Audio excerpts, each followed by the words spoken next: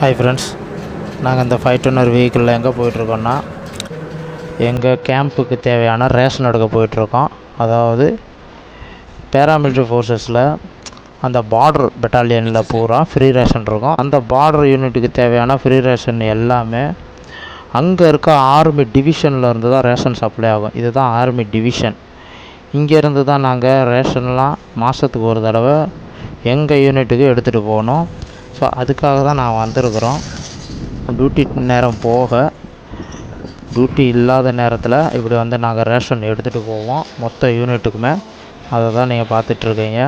இங்கே அரிசி, பருப்பு, கோதுமை மாவு, எண்ணெய், அப்புறம் கெரோசின், இது மாதிரி சீனி, பால் எல்லாமே A to Z கேம்பஸுக்கு தேவையான அனைத்து வகையான ரேஷனையும் இங்கேருந்து நாங்களே எடுத்துகிட்டு போவோம்.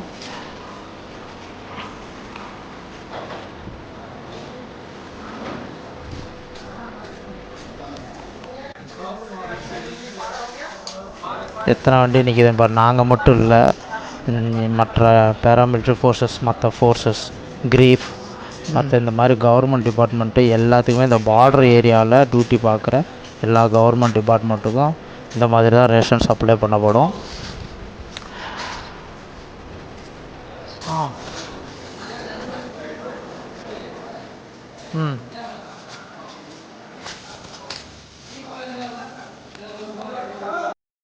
ஃபுல் ரேஷனையை லோடு பண்ணி ரொம்ப டயர்டாக இருக்குங்க.